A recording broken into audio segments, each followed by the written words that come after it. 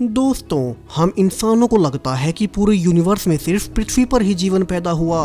वैज्ञानिक तो अक्सर एलियन लाइफ को खोजने के लिए दूसरे ग्रहों पर रिसर्च भी करते रहते हैं, लेकिन क्या हो अगर कोई दूसरी एलियन लाइफ फॉर्म हम इंसानों से बहुत ज्यादा अलग निकले। अब ऐसा ही कुछ होता है हमारी आज की नई साईफाई सीरीज में, जिसमें कि एक मिस्टीरियस एलियन लाइफ फॉर्म गलती से एक मीटेओराइट के जरिए पृथ्वी पर पहुंच जाती है। अब इससे आगे क्या होगा? कहानी की शुरुआत बीच जंगल में मौजूद एक बूढ़ी औरत कार्मन से होती है, जो कि अभी अजीब तरह से अपने हाथों को खोलने की कोशिश कर रही थी। साथ के साथ वो लगातार बड़बड़ाई भी जा रही थी, मानो कि वो खुद के ही कंट्रोल में ना हो। और फिर वो आखिरकार अपने हाथों को खोलकर जंगल से बाहर भागने लगती है। वहीं अब यहाँ से थोड़ी ही दूर मौजूद 5 लोगों की एक छोटी सी फैमिली दिखाई जाती है, जहाँ की जेम्स अपनी पत्नी मैगी, एक बेटी एमिली, छोटा बेटा आर्लो और उसकी माँ एलन रहते हैं। लेकिन पिछली रात से ही उनके आसपास बहुत कुछ अजीब हो रहा था। अचानक से ही उनके सारे पालतू जानवर लगातार डरे हुए रहने लगे, जिसका कारण जेम्स या मैगी किसी को नहीं पता।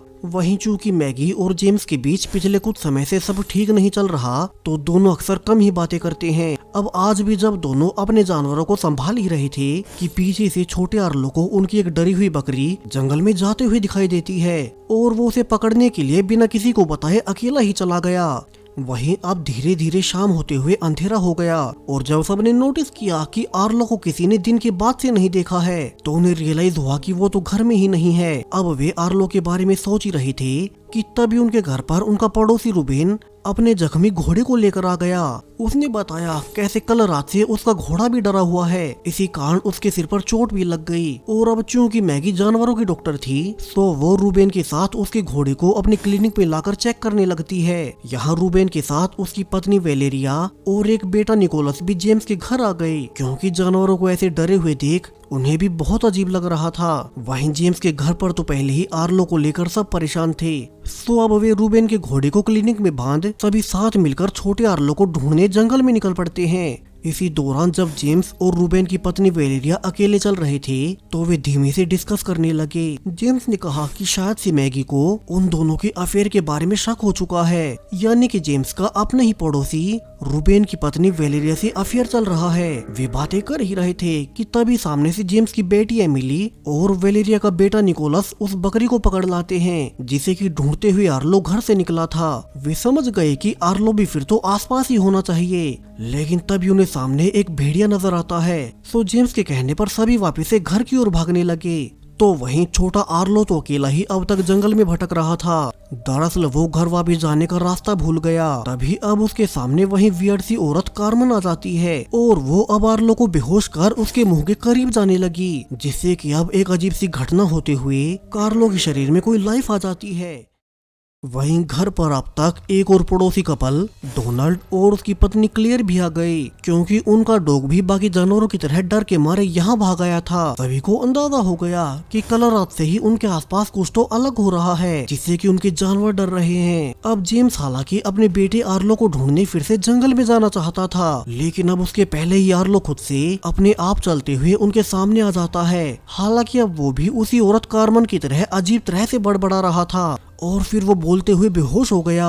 तभी अचानक से आसपास की सारी ही लाइट्स ब्लिंक करने लगती हैं। वहीं अजीब बात की अब जब जेम्स और मैगी अपने बेटे आर्लो को हॉस्पिटल लेकर जा रहे थे, तो उनकी गाड़ी ही स्टार्ट नहीं होती। सिर्फ उनकी गाड़ी ही नहीं, बल्कि वे गाड़ियां भी जिनमें कि कुछ ही देर पहले रूबेन और डोनाल्ड की फैमिली यहाँ आई थी, अब तो वे भी चालू नहीं हो रही। वहीं जब वे पुलिस को कॉल भी कर रहे थे, तो अब उन सभी के फोन्स के सिग्नल्स एक साथ बंद पड़ जाते हैं। तो किसी को कुछ समझ नहीं आता कि उनके साथ अचानक से ये क्या हो रहा है। वहीं अब अंदर घर में लाने के बाद लकीली आर्लो को होश आ गया, और वो फिर से पहले जैसे नॉर्मली बातें करने लगता है। हालांकि अब मैगी जब उससे पूछती है कि उसके साथ जंगल में क्या हुआ था, तो आर्लो को तो जंगल के बारे में कुछ भी याद ही नहीं, जिससे अब मैगी को लगता है कि शायद से आर्लो डरा हुआ होगा और थोड़ा आराम करने पर वो ठीक हो जाएगा।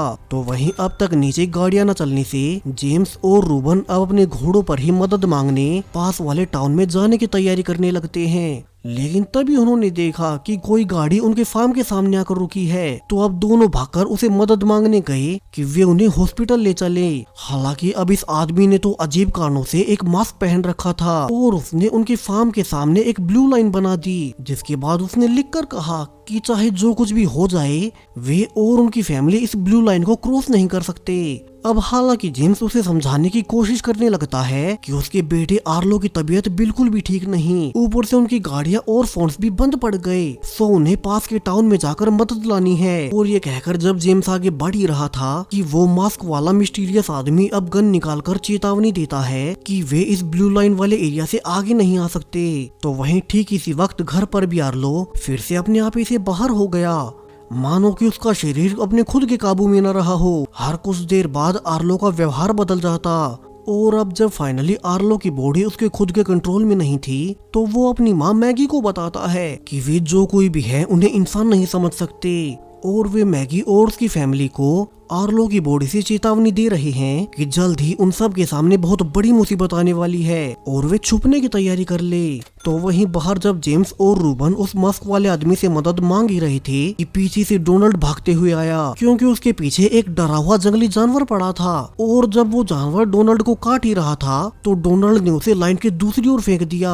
और अब सभी ये देखकर हैरान रह जाते हैं कि उस लाइन के बाहर जाते ही उस जानवर की स्किन ही पिघलने लगी, और यहाँ से तो वे सब समझ गए कि वो मास्क वाला आदमी मजाक नहीं कर रहा। अब से वे कैसे भी करके इस ब्लू लाइन को क्रॉस नहीं कर सकते, वरना तो वे सारे मारे जाएंगे। वही अब वो आदमी ये लिखकर कि वे किसी का भरोसा ना करें, अब वो अपनी गाड़ी लेकर उनसे दूर चला गया। तो वहीं अंदर से डोनाल्ड की पत्नी अपने घर जाना चाहती थी, ये सोचकर कि वहाँ लैंडलाइन फोन है और क्या पता वो काम कर रहे हों, लेकिन अब उसके बाहर निकलते ही बाकी सब उसे रोकने भी भागते हैं कि वो लाइन को क्रॉस ना करे, लेकिन उनसे बहुत देर हो गई। क्लियर के भी अब उस लाइन को क्रॉस करते ही उसकी भी पूरी बॉडी पिघलने लगती है और वो वहीं मारी गई। वही डोनाल्ड जो कि अपनी पत्नी को बचाना चाहता था, उसके हाथ का जो हिस्सा उस लाइन को क्रॉस किया था वो भी जल गया। अब सुबह होने तक हर कोई बहुत डर चुका था, किसी को समझ नहीं आता कि उनके साथ ये हो क्या रहा है और वे आगे क्या करें। मैगी अब जेम्स को अकेले में बुलाकर डिस्कस करने गई कि उन्हें आर्लो को बचाने के लिए कुछ तो करना ही पड़ेगा। तो जेम्स ने आइडिया दिया कि चूंकि वे सामने वाली लाइन को क्रॉस नहीं कर सकते, अब जेम्स ने आइडिया दिया कि चूंकि वे सामने वाली लाइन को क्रॉस नहीं कर सकते तो वे दूसरी ओर जाएंगे, जहां यहाँ से थोड़ी ही दूर जंगल की ओर उनके 2 और नेबर्स के घर हैं, और क्या पता उन्हें वहां मदद ही मिल जाए। तभी अब मैगी फाइनली रोते हुए गुस्से में जेम्स को बता ही देती है कि उसे भी जेम्स और रूबन की पत्नी वेलेरिया के बीच चल रहे अफेयर के बारे में सब पहले से पता है। वो तो उसे छोड़कर भी जाना चाहती थी, लेकिन अपने बच्चों की खातिर रुक गई। तो वहीं बाहर से रूबेन भी यही सुन लेता है, उसे पता चल गया कि जेम्स और उसकी पत्नी के बीच पीठ पीछे अफेयर चल रहा था। वही अंदर जेम्स ने फाइनली एडमिट कर लिया कि हाँ, उसकी रूबेन की पत्नी से अफेयर तो था, मगर बाद में उसे अपनी गलती का एहसास हो गया और वो ऐसी गलती आगे कभी नहीं करेगा, तो मैगी उसे माफ कर दे। हालांकि मैगी अभी भी जेम्स से बात करने को तैयार नहीं होती। तो वहीं रूबन भी अपनी पत्नी और जेम्स को कुछ नहीं बताता कि उसे उन दोनों के बारे में सच पता चल चुका है। वहीं अब यहाँ से प्लान के अनुसार जेम्स और रूबेन दोनों अपने साथ सेफ्टी के लिए गन लेकर अपने उन्हीं दोनों पड़ोसियों के घर जाने लगते हैं। उन्होंने रास्ते में जाते हुए ध्यान भी दिया कि आगे चलने पर वो ब्लू लाइन और जगहों पर भी बनी हुई थी, और एक सांप जो कि इस लाइन को क्रॉस कर रहा था वो दूसरी ओर जाते ही आधा जल गया। वही घर पर डोनाल्ड जो कि अपनी पत्नी की मौत के बाद अब तक सदमे में था, मैगी अब उसे संभालते हुए उसके घायल हाथ को ट्रीट करने लगती है। तो वहीं ऊपर निकोलस और एमिली जब एक साथ थे तो वे आर्लो से पूछते हैं कि उसकी बॉडी के अंदर कौन है, जिस पर आर्लो ने रिवील किया कि वो तो बस एक मैसेंजर है और अगर उन्हें सेफ रहना है तो उन्हें उसकी सारी बातें माननी होगी। आर्लो के अंदर मौजूद मैसेंजर ने बताया कि उसके पास एक स्पेशल तरीका है जिससे कि वे उस ब्लू लाइन को क्रॉस करते हुए यहाँ से बाहर निकलकर टाउन तक जा सकेंगे, लेकिन उन्हें इसके लिए उसके साथ पास वाले जंगल में चलना होगा। सो अब एमिली और रूबेन का बेटा निकोलस दोनों आखिरकार उसकी बात मानकर आर्लो के पीछे पीछे जंगल में जाने लगते हैं, और यहाँ से चलते हुए जल्द ही आर्लो उन्हें एक गड्ढे तक ले जाता है। उसने बताया कि उनकी लाइफ फॉर्म यही लैंड हुई थी। दरअसल ये मिस्टीरियस एलियन लाइफ फॉर्म एक मीटियोराइट के जरिए पृथ्वी तक पहुंची और यहीं आकर क्रैश हुई। आर्लो में मौजूद मैसेंजर उन्हें बताता भी है कि उनकी फिजिकल फॉर्म इंसानों से बहुत अलग है, जिन्हें कि इंसान देख तक नहीं सकते। यानी कि पिछली रात से यहाँ जो कुछ भी हो रहा है वो सब एक एलियन लाइफ फॉर्म कर रही थी। तभी आर्लो के अंदर मौजूद मैसेंजर अब उस क्रैश साइट से एक रेनबो जैसे दिखने वाले लिक्विड को एक जार में भर लेता है और उसने कहा कि अगर वे इस लिक्विड को बहुत थोड़ी मात्रा में कंज्यूम कर लें तो वे उस लाइन को क्रॉस कर सकेंगे और उन्हें कुछ नहीं होगा। अब हालांकि निकोलस और एमिली पहले उसे घर ले जाने लगते हैं ताकि अपनी फैमिली को इन सब के बारे में बता सकें। इसी बीच जाते हुए निकोलस एमिली को बताता भी है कि वो तो उसे हमेशा से पसंद करता आया है लेकिन कभी कह नहीं सका, लेकिन अब चूंकि वे सभी किसी भी वक्त मर सकते हैं तो उसने उसे फाइनली अपने दिल की बात कह ही दी, जिससे कि एमिली भी शर्मा जाती है क्योंकि उसे भी निकोलस बहुत पसंद था। हालांकि दोनों टीनेजर्स को अभी ये नहीं पता कि एमिली का पिता और निकोलस की माँ वैसे ही आपस में लगे हुए हैं। अब एमिली आर्लो के अंदर मौजूद मैसेंजर से पूछती भी है कि वो उन्हें क्यों बचा रहा है, वो उनकी क्यों मदद कर रहा है। हालांकि इसका आर्लो कोई जवाब नहीं देता। तो वहीं घर पर वेलेरिया भी बहुत परेशान थी। वो जेम्स की माँ एलन से कहती भी है कि उसे बहुत बड़ी गलती हो गई, जिससे कि अब उसका और जेम्स का दोनों का परिवार टूटने के कगार पर है। दोनों बातें कर ही रही थी कि तभी उनके सामने गाड़ी से एक ऑफिसर ओल्सन उस ब्लू लाइन को क्रॉस करते हुए अंदर आने लगता है। हालांकि वे उसे रोकने भी भागी, लेकिन ऑफिसर ओल्सन ने उन्हें रिवील किया कि उसे इस लाइन के बारे में ऑलरेडी पता है। वे इस लाइन के अंदर सेफली आ तो सकते हैं लेकिन बाहर नहीं जा सकते। और ओल्सन ने अंदर आने का कारण बताया कि वो तो उन्हीं की मदद के लिए आया है। तो वहीं दूसरी ओर जेम्स और रूबेन भी अब तक अपने उन्हीं दोनों पड़ोसियों के घर तक पहुंच चुके थे, लेकिन अब उन्हें यहाँ बाहर कोई नहीं मिलता। और अब अलग अलग होकर अंदर ढूंढने पर उन्हें अंदर अपने सारे ही नेबर्स की बॉडीज मिलने लगती हैं, यानी कि उन्हें तो किसी ने ऑलरेडी मार दिया है। तभी जेम्स को, जो कि एक नेबर के घर में था, उसे नीचे बेसमेंट से किसी के जीवित होने की आवाजें आने लगती हैं। सो वो उसे देखने वहीं जाने लगा। तो वहीं अब तक घर पर ऑफिसर ओल्सन सबको बताने लगता है कि कैसे उसे पता चला था कि यहाँ इस जंगल में किसी एलियन लाइफ ने अटैक किया है, इसलिए ही वो इसकी जांच पड़ताल के लिए आ गया। अब इस पर मैगी और बाकी उसे बताती हैं कि उनका बेटा छोटा आर्लो जब से जंगल से आया है वो काफी अजीब तरह से बिहेव कर रहा है। तो अब ओल्सन उन्हें खुद को आर्लो के पास ले चलने को कहता है। हालांकि अब जाते हुए मैगी की पूछने पर ओल्सन ने बताया कि उसे भी इस एलियन लाइफ फॉर्म के बारे में ज्यादा नहीं पता। उन्हें तो अभी बस इतना ही पता है कि ये एलियन लाइफ फॉर्म पृथ्वी के एनवायरनमेंट के अनुसार अभी तक खुद को पूरी तरह से ढाल नहीं पा रही, इसलिए इन्हें सर्वाइव करने के लिए इंसानी शरीरों में घुसकर उन्हें होस्ट बनाना पड़ता है। अब मैगी ने नोटिस किया कि ऑफिसर ओल्सन भी अजीब तरह से बीच बीच में रुककर बोल रहा था, सेम बिल्कुल वैसे जैसा कि उसका बेटा आर्लो जंगल से आने के बाद बोल रहा है। और वो समझ गई कि ओल्सन भी कोई नॉर्मल आदमी नहीं हो सकता। सो वो अब अचानक से ओल्सन पर अटैक कर उसे बेहोश कर देती है और तीनों ने मिलकर उसे रूम में बांध दिया। वही अब मैगी ने उसका बैग चेक करने पर पाया कि इसमें तो हाथ बांधने की वायर्स पड़ी हुई थी, यानी कि वो उन्हें बांधकर कुछ तो करने वाला था। तभी अब ओल्सन होश में आकर कहता है कि अगर वे आर्लो को उसके पास ले आए तो वो उन सबकी जान बख्श देगा, वरना तो उन सब का मरना तय है। तब ये मैगी और एलन को पता चला कि कैसे निकोलस, एमिली और आर्लो तो घर पर ही नहीं है। वही वे तीनों तो जब जंगल से वापस अपने घर आ ही रहे थे तो उन्हें भी रास्ते में लाइन पर वही मास्क वाला आदमी नजर आता है जिसने कि पहले उनकी फैमिली को आगाह किया था। लेकिन अब जब उसने उनके हाथ में उसी लिक्विड वाले जार को देखा तो वो उस जार को उसे देने को कहता है, जिस पर अब वो आदमी खुद उस ब्लू लाइन के अंदर आकर निकोलस से उस जार को छीनने की कोशिश करने लगा। और इसी झड़प के बीच वो जार नीचे गिरकर टूट जाता है, जबकि निकोलस ने अपने बचाव में उसके पेट में चाकू मार दिया। अब एमिली जल्दी से उस आदमी का मास्क उतारती है और आर्लो ने उसे देखते ही रिवील किया कि ये तो एक साइंटिस्ट जॉर्ज है जो कि पिछले कई सालों से एलियंस के बारे में रिसर्च कर रहा था। तो वहीं फार्म पर ओल्सन, जो कि अभी बंधा हुआ था, जब वो एलन के साथ अकेला ही था तो वो उसे बहाना बनाकर अपने करीब बुला लेता है और फिर मौका देखकर वो एंटिटी जो कि ओल्सन के अंदर थी वो एलन के मुंह से होते हुए उसके अंदर चली जाती है। फिर एलन, जो कि अब खुद के काबू में नहीं थी, उसने ओल्सन को गोली मार दी। वो अब सबको ये दिखाने के लिए कि उसने अपनी सेफ्टी के लिए ओल्सन को मारा है, वो ओल्सन को खोल खुद को चोट पहुंचा लेती है ताकि किसी को शक न हो कि अब वो एलियन लाइफ फॉर्म उसके अंदर आ चुकी है। और वहीं नेबर्स के घर पर जेम्स अब बेसमेंट में देखता है कि यहाँ तो सिर्फ एक टीनेजर ट्रेविस ही जिंदा बचा था और उसने डरते हुए जेम्स को बांध दिया कि कहीं उसके अंदर एलियन ना हो। हालांकि जेम्स ने यकीन दिलाया कि वो तो बिल्कुल नॉर्मल है और वो तो अपने बेटे आर्लो को बचाने के लिए सिर्फ यहाँ मदद ढूंढने आया था। उनके आसपास जो कुछ भी चल रहा है जेम्स को अभी उस बारे में कुछ भी नहीं पता।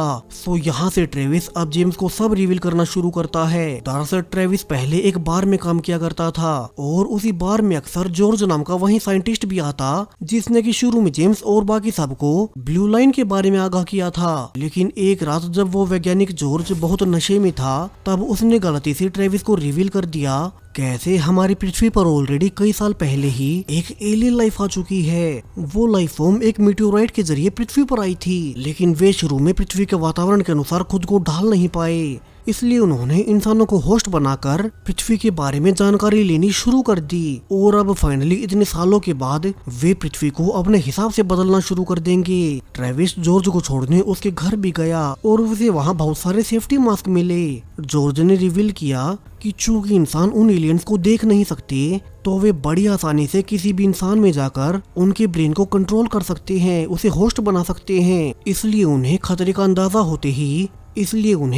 अंदेशा होते ही मास्क पहन लेना चाहिए, क्योंकि वे एलियन सीधा मुंह या नाक के रास्ते से ही बॉडी में एंटर करते हैं। और इसके बाद तो ट्रेविस जॉर्ज के साथ ही रहने लगा। उसे पता चला कि साइंटिस्ट जॉर्ज एक ऑनलाइन कम्युनिटी बनाकर इन एलियंस के ऊपर पिछले कई सालों से रिसर्च कर रहा है। आगे जॉर्ज ने ये भी बताया कि असल में वे सारे ही एलियंस बुरे नहीं हैं। उनमें से कई एलियंस ऐसे भी हैं जो कि पृथ्वी से इंसानों और बाकी जीवों को खत्म नहीं करना चाहते, लेकिन उनकी संख्या बहुत कम है।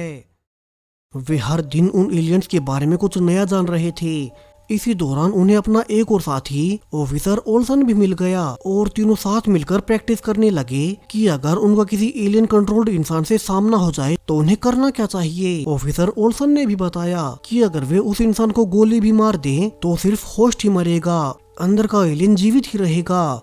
तभी एक दिन जॉर्ज को पता चला कि कैसे एक मैरी नाम की औरत उसी एलियन का होस्ट बन चुकी है। सो तीनों ने पूरी तैयारी के साथ फैसला कर लिया कि वे उस औरत को पकड़कर इन एलियंस के बारे में और पता करेंगे। उन्हें यकीन था कि अब चूंकि एलियंस को पृथ्वी पर आए इतने साल हो चुके हैं, तो अब वे अपना एरिया बनाना शुरू कर देंगे। और ये सेम वही एरिया था जहाँ की जेम्स और बाकी सबके घर थे। जॉर्ज ने ये भी बताया कि कैसे एक बार उसकी बेटी को भी एक अच्छे एलियन ने पोजेस कर लिया था और उसी ने जॉर्ज को ये सारी चीजें बताई। लेकिन बाद में एक दूसरे एलियन ने उस पर अटैक कर जॉर्ज की बेटी को ही मार दिया। यानी कि अगर कोई अच्छा एलियन इंसानों को होस्ट बनाकर उनकी मदद करने की कोशिश भी करता है तो बुरे एलियंस उसे मारने आ जाएंगे। और ऐसा ही कुछ अभी जेम्स के घर हो रहा था, जहाँ की एक अच्छे एलियन ने आर्लो को होस्ट बना दिया और अब पहले ओल्सन और फिर एलन में घुसकर एक बुरा एलियन उसे मारने आ चुका है। इसलिए ही वो शुरू से आर्लो को ढूंढ रहा था ताकि वो इंसानों की मदद ना करे। वहीं अब ट्रेविस ने आगे बताना जारी रखा कि कैसे उसके बाद तीनों ही मिलकर उस औरत मैरी पर नजर रखते हुए यहाँ इन घरों तक आ गए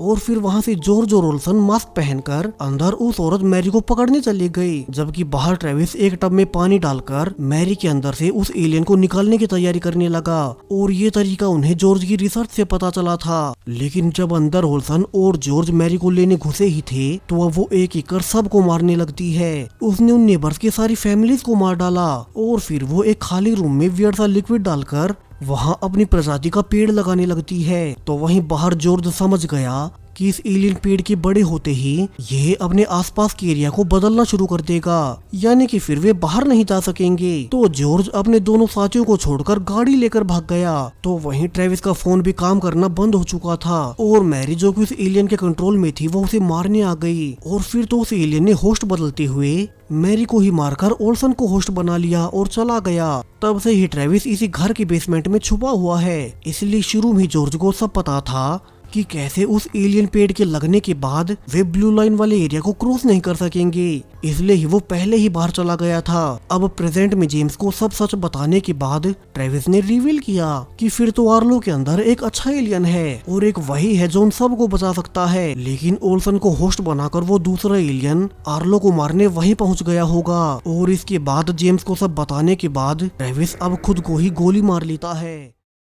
तो वहीं पास के रूम में रूबेन को वहीं एलियन पेड़ मिल गया, जिसकी वजह से वे उस ब्लू लाइन के बाहर नहीं जा पा रहे। सो जल्दी यहाँ जेम्स भी आ जाता है। हालांकि अब रूबेन गुस्से में कि जेम्स ने उसकी पत्नी से अफेयर किया, वो उसे मारने लगा। लेकिन जेम्स ने समझाया कि अभी उनके पास इन सब के लिए वक्त नहीं है, उन्हें अभी वापस से घर जाकर आर्लो को बचाना होगा, जिसमें कि वो अच्छा एलियन है और वहीं उन्हें बचा सकता है। रास्ते में जाते हुए उन्हें बच्चे और वहीं साइंटिस्ट जॉर्ज भी मिल गया।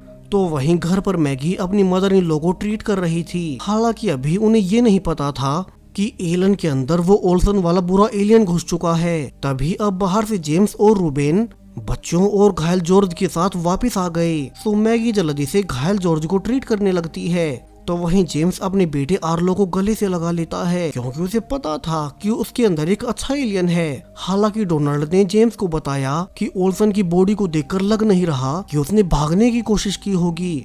और जैसा कि ट्रेविस ने जेम्स को जानकारी दी थी, अगर कोई होस्ट मर भी जाए तो अंदर वाला एलियन नहीं मरता। यानी कि इतना तो साफ है कि यहाँ इस वक्त इस घर में जितने भी लोग मौजूद हैं वो एलियन उनमें से किसी एक में मौजूद होगा। तो वहीं रूबन, उसकी पत्नी वेलेरिया और बेटा निकोलस अब उसी जार वाले लिक्विड को लेने जाने लगते हैं। जहाँ रास्ते में रूबेन ने अपनी पत्नी पर गुस्सा भी किया कि उसे पता चल चुका है कि उसका जेम्स से अफेयर था। हालांकि वेलेरिया अब माफी मांगते हुए एक और मौका मांगती है कि वो ऐसी गलती आगे से फिर कभी नहीं करेगी। और जल्दी तीनों उस टूटे हुए जार तक पहुंच गए। लेकिन तभी वहां पर एक जंगली जानवर आकर उस जार से रेनबो लिक्विड को चाटने लगता है। और फिर जब उसने लाइन क्रॉस भी कर ली तो उसे कुछ नहीं हुआ। यानी कि आर्लो में मौजूद मैसेंजर ने जो कुछ भी उन्हें बताया था कि इस रेनबो लिक्विड को पीने के बाद वे लाइन को क्रॉस कर सकते हैं, तो वो बिल्कुल सही था। लेकिन अब चूंकि पहले ही जार गिरने से आधे से ज्यादा लिक्विड नीचे गिर गया था और बचे हुए को वो जानवर पी गया, तो सारा लिक्विड तो यहीं खत्म हो गया। तभी अब उन्हें वहाँ पर जॉर्ज की डायरी मिल जाती है। वहीं दूसरी ओर घर पर अब तक जॉर्ज को होश आ चुका था और वो सब पर गन पॉइंट करते हुए कहता है कि वो उनमें से किसी पर भरोसा नहीं कर सकता। उन सब में से किसी एक में वही ओल्सन वाला बुरा एलियन है और वो एक एक कर आर्लो तक पहुंचने के लिए उन सब को मार देगा। और इसी बीच जब डोनाल्ड पीछे से आ ही रहा था कि जॉर्ज ने उसे गोली मार दी और बाहर भाग गया। लकीली डोनाल्ड ने बुलेट प्रूफ जैकेट पहन रखी थी, सो उसे भी कोई खतरा नहीं होता। तो वहीं अब तक अंधेरा भी होने लगा था। सो जेम्स और डोनाल्ड सबको घर में ही लॉक कर देते हैं ताकि कोई बाहर ना आ सके। तभी रूबेन और उसकी फैमिली भी आ गई और उन्होंने सब बताया कैसे सच में ही वो लिक्विड पीने से वे उस ब्लू लाइन को क्रॉस कर पास वाले टाउन में जा सकेंगे और बच जाएंगे। सभी अब अंदर आकर जॉर्ज की डायरी में पढ़ते हैं, जिसमें होस्ट की बॉडी से बिना उसे मारे एलियन को निकालने का तरीका लिखा था। और इस तरीके के अनुसार अगर वे होस्ट को पानी में डुबा दें जब तक कि वो हिलना बंद ना कर दे तो वो एलियन बाहर निकल जाएगा। हालांकि इसके लिए बाहर सभी को मास्क पहनना होगा, वरना तो वो एलियन किसी और में घुस सकता है। लेकिन अब किसी को ये नहीं पता था कि वो एलियन उन सब में से किस में मौजूद है। और वो तो वैसे भी मौका देखते ही आर्लो पर अटैक कर देगा, इसलिए अब हर वक्त आर्लो के आसपास एक साथ कई लोग मौजूद रहते, ताकि अगर उनमें से किसी एक में भी एलियन मौजूद हो तो वो आर्लो पर अटैक ना कर सके। वहीं वे साथ के साथ छानबीन भी कर रहे थे कि ओल्सन के मरने के बाद वो एलियन उनमें से किस में हो सकता है। अंदर वेलेरिया ने लिस्ट बनाई कि ओल्सन के साथ कब कब और कौन कौन अकेले में मौजूद था, और यहाँ से उसे फाइनली एलन का नाम मिलता है। तो वहीं दूसरी ओर रूबन और डोनाल्ड मिलकर उन्हीं नेबर्स के घर वापस से जाते हैं और यहाँ पर उन्होंने उस एलियन पेड़ को ही आग लगा दी, ये सोचकर कि क्या पता इसके जल्द ही असर हट जाए और फिर वे ब्लू लाइन को क्रॉस कर पाएंगे। लेकिन अब बाहर की बिल्डिंग जलने के बावजूद वो एलियन पेड़ अभी पहले जैसा ही था। लेकिन तभी उनके पीछे से जॉर्ज आ गया और उसने माफी मांगते हुए कहा कि उसके पास एक आइडिया है। तो वहीं घर पर वेलेरिया अपने बेटे निकोलस को अकेले में बाहर लाकर कहती है उसे फाइनली पता चल ही गया कि वो एलियन किस में है। और अब वो बिल्कुल ब्लू लाइन के पास आकर निकोलस को बेहोशी का इंजेक्शन और चाकू देकर अपना मुंह खोल लेती है। यानी कि वो एलियन एलन के बाद वेलेरिया में चला गया था और अब वो ट्रांसफर होते हुए निकोलस में आ जाता है, जिसने कि तुरंत ट्रांसफर कंप्लीट होते ही वेलेरिया को ब्लू लाइन के बाहर फेंक दिया और उसे मार डाला। यानी कि ये एलियन लगातार बॉडीज बदलकर पकड़े नहीं जाना चाहता। तो वहीं दूसरी ओर रूबन, डोनाल्ड और जॉर्ज अब फाइनली उस जले हुए पेड़ की एक टहनी से वही रेनबो लिक्विड बनाने लगते हैं, जिसे कि पीकर वे और उनकी फैमिलीज ब्लू लाइन को क्रॉस कर बाहर जा सकेंगी। तो वहीं दूसरी ओर घर पर अब जेम्स और मैगी आपस में अकेले में बातें करते हैं कि अगर उन पर कोई खतरा भी आता है तो वे अपने बच्चों को कुछ नहीं होने देंगे। इसी दौरान उन्हें एहसास हुआ कि वे एक दूसरे के बिना नहीं रह सकते। जेम्स तो अब फैसला भी कर चुका था कि वो मैगी को फिर से कभी धोखा नहीं देगा। तो वही निकोलस, जिसमें कि अब वो बुरा एलियन था, वो एमिली को अकेले में बुलाता है और वो उसे झूठ बोल कि उसकी माँ में ही वो एलियन था। अब वो मौका देकर एमिली की बॉडी में जाने लगा ताकि आर्लो तक आसानी से पहुंच सके। और इसके बाद फिर से ट्रांसफर पूरा होते ही एमिली निकोलस को बेहोश कर आर्लो को मारने आ जाती है। लकीली आर्लो ने विंडो से सब देख लिया था और वो भागकर अपनी माँ को सब बता देता है कैसे वो एलियन अब एमिली की बॉडी में है। अब एमिली के अंदर आते ही मैगी ने उस पर गन पॉइंट कर दी। हालांकि एमिली के अंदर वाले एलियन ने कहा कि वो चाहे तो अपनी बेटी को मार सकती है लेकिन वो नहीं मरेगा। जिसके बाद मैगी गन नीचे कर लेती है और एमिली को लगा कि वो उसे डर गई। हालांकि ये सब तो एक सोचा समझा प्लान था। जहां मौका मिलते ही पीछे से जेम्स मास्क पहनकर एमिली को काबू में करने लगता है, तो वहीं जल्द ही मैगी ने भी मास्क पहनकर पानी से पास के टब को भरना शुरू कर दिया। यानी कि वे जॉर्ज वाले तरीके से एमिली की बॉडी से एलियन को बाहर निकालेंगे। दोनों अब एमिली को जबरदस्ती पानी में डुबोने लगते हैं। हालांकि इसी बीच जेम्स का मास्क भी निकल गया और जब जॉर्ज की डायरी के अनुसार एमिली ने हिलना बंद कर दिया तो दोनों उसे मरने से जस्ट पहले बाहर निकाल लेते हैं। अब मैगी बहुत खुश थी कि एमिली अब भी सेफ है और वो एलियन भी निकल गया, लेकिन उसने ध्यान नहीं दिया कि वो एलियन तो अब जेम्स की बॉडी में जा चुका था जब एमिली ने वो मास्क हटाया।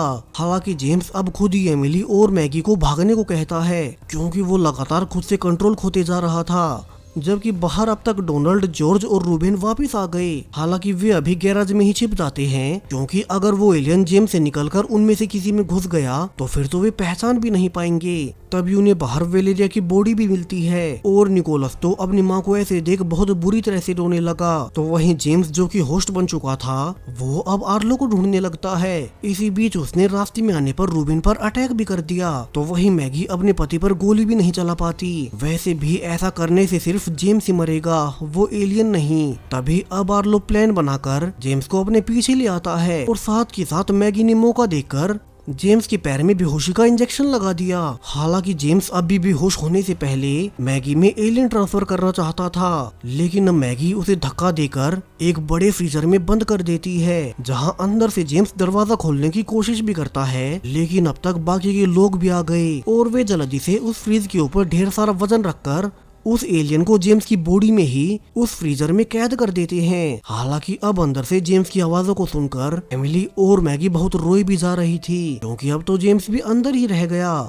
और ऐसे तो वो जल्द ही मर जाएगा। लेकिन वे समझ गए कि वे फ्रिज को खोल नहीं सकते और इसी तरह से वे उस एलियन को इस फ्रिज में कैद रख सकते हैं। जिसके बाद अब आखिर में सभी वो रेनबो लिक्विड पीकर फाइनली ब्लू लाइन को क्रॉस कर लेते हैं। सभी अब एक वैन में बैठकर पास वाले टाउन में जाने लगे ताकि बाहर की सारी दुनिया को इन एलियंस के बारे में आगाह कर सकें, क्योंकि अब वो एलियन इन्वेजन पूरी दुनिया में फैलने वाला था। थोड़ी आगे जाकर उन्हें और भी वैज्ञानिक मिल जाते हैं। पिछले कई सालों से इन एलियंस पर रिसर्च कर रहे थे। उन्होंने अपनी पूरी कम्युनिटी बना ली ताकि वे इन एलियंस को हराने के अलग अलग तरीके ढूंढ सके। और चूंकि अब ये एलियंस पृथ्वी पर इतने साल रहने के बाद धीरे धीरे यहाँ कब्जा करने की कोशिश करेंगे, तो उन सबको ही मिलकर उन एलियंस को कैद करना होगा। और इसी होपफुल एंडिंग के साथ ये जबरदस्त सीरीज यहीं पर खत्म हो जाती है। सो सीरीज और इसकी मिस्ट्री आपको कैसी लगी, अपनी राय कमेंट्स में बताते जाएं। साथ ही चैनल को सब्सक्राइब करें और भी ऐसे ही नई साई-फाई सीरीज के लिए। Thank you.